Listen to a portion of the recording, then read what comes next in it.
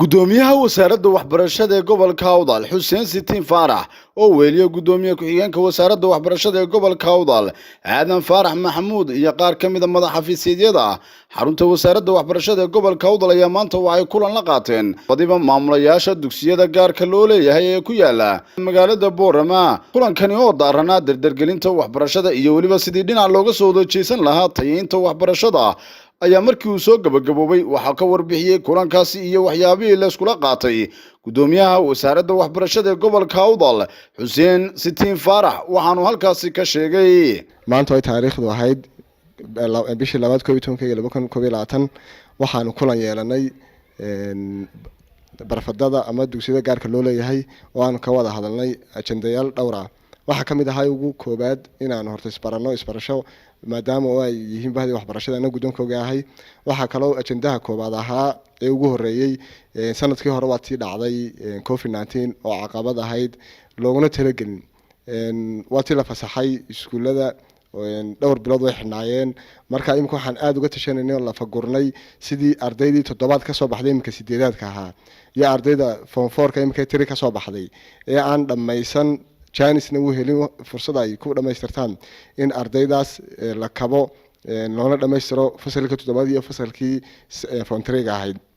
iyadoo ay soo bandhigeen inay aad u adagtay haddana waxaan alla mahadi ahayd in aan ku qancinay inay u sameeyaan kaabis labada fasal waxa kale oo kamid ah imtixaanaadka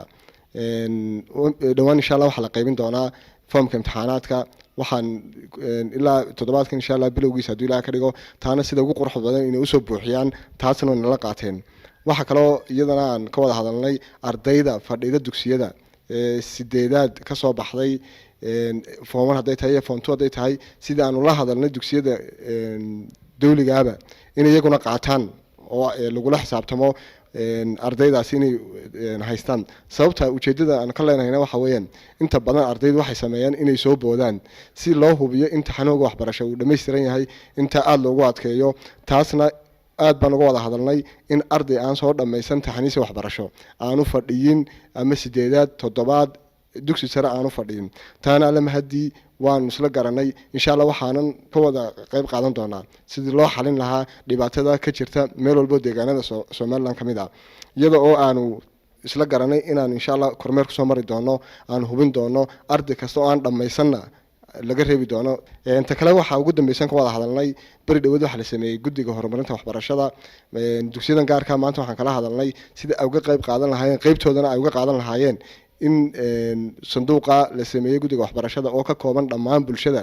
in ay ka qayb qaataan waanan farnay insha Allah iyagiina waxay yiraahdeen waan ka qayb qaadanaynaa qaybtoodina way qaateen taasina muhiimadeedii bay lahayd waxaanay soo jeedeen talooyin iyo tusaalooyin lagu horumarin karo